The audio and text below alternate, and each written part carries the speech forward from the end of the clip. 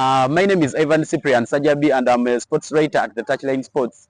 Uganda hosted the first round of the ICC Men's Cricket World Cup Challenge League B tournament here, where I'm recording this video. Of course, Logogo Cricket Oval and other games are being played at Entebbe Cricket Oval. But Uganda had a good performance, finishing unbeaten, of course, in the first round. One of the things you would love to achieve, playing at home in front of the home crowds, playing in conditions you pretty understand well. For example, knowing that one of the games which was in Entebbe, the Italy game, you got knowing the conditions that Entebbe Cricket Oval is one of the pitches where you can which facilitates spin. They dropped out Cosmas Cheuta and brought in Franco Nsubuga. So they used Uganda played to these advantages to make sure they had a very good performance. Out of the 5 games they played, they completed with 9 points. Of course, the Hong Kong game, which was played at this venue, Lugogo Cricket Oval, being washed out because of the rain.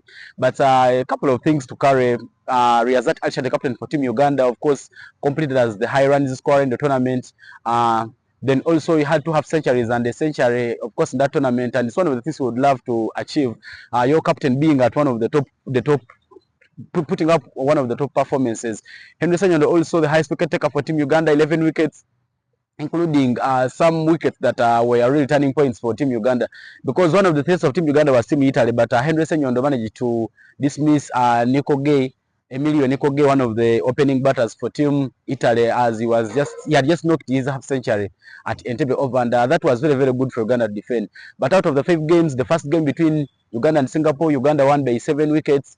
Uganda came this ground and managed to beat Tanzania by 209 runs. Then the unfortunate incident happened where the Hong Kong China game was washed out because of rain, after Uganda putting a solid total of over 250 runs.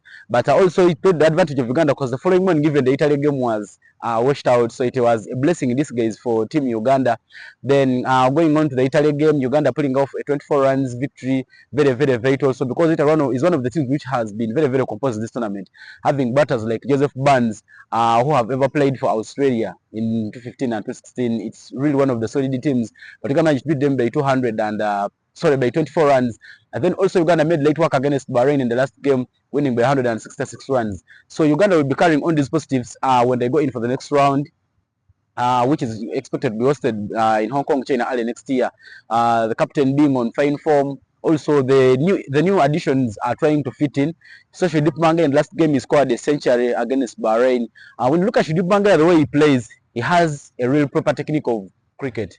So having him pick up his form will also be very vital as Uganda goes in for the second round of the tournament.